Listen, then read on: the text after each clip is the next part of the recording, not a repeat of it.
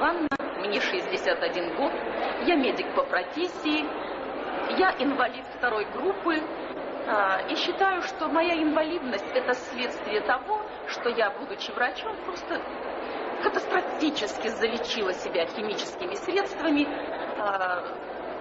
слепо веря тому, что я делаю все правильно, слепо веря тем профессорам, академикам, которые меня постоянно диагностировали и постоянно оперировали, а мне сделали именно 9 операций, и все они на брюшной полости, на прямой кишке 2 только операции, 5 на почках. Вы знаете, я так же, как все, я слепо верила в то, что это правильно, что это именно так и надо. И каждый раз мне говорили: Евгения Ивановна, давайте вот еще один раз отрежем вот это, и вам станет легче. Но легче не становилось, а каждый раз становилось хуже и хуже, хуже и хуже. И в результате после 9-й операции, когда убрали желудок, часть пищевода, 12-перстную, головку поджелудочную, потому что было 2 пенетрации, меня выписали с диагнозом: все, Евгения Ивановна, врачебный диагноз, мы вам больше ничем помочь не можем. Парализация. Когда ты не можешь встать, когда 5 операций на почках, когда одна единственный кусочек, как жить? Через 3 часа уколы, обезболивающие, обратная реакция на них, аллергия на все. И в этот момент нашелся человек, который пришел ко мне и сказал: Евгения Ивановна, вот здесь комплекс витаминов и минералов и травы лечебные, и ты можешь жить. Вы знаете, я очень умная, я же врач. Я же не поверила, потому что мне сказали, привозили самые дорогие лекарства. Не привозили их бог знает откуда, доставали по блату всякими путями. А я умирала.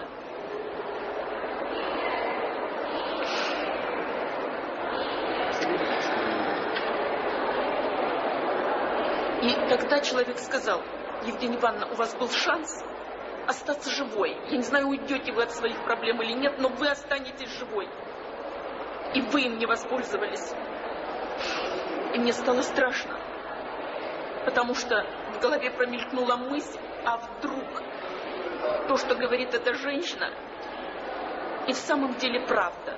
И если это правда даже на 1%, я действительно буду жить.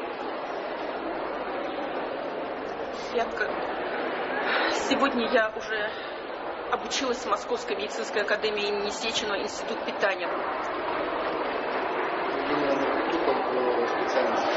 Я 38 лет безупречной работе в медицине, вы знаете, я была всем. И участковым терапевтом, и участковым, и врачом на доврачебном приеме, и невропатологом, и психиатром. То есть за эти годы, работая в глубинке, я поработала буквально на всех специальностях. Что бы вы хотели сказать своим коллегам, еще не слышащим нас? Вы знаете, у нас есть такое выражение: у нас нет времени на слепых и глухих. Но очень страшно, что эти люди продолжают делать то, что делала я когда-то.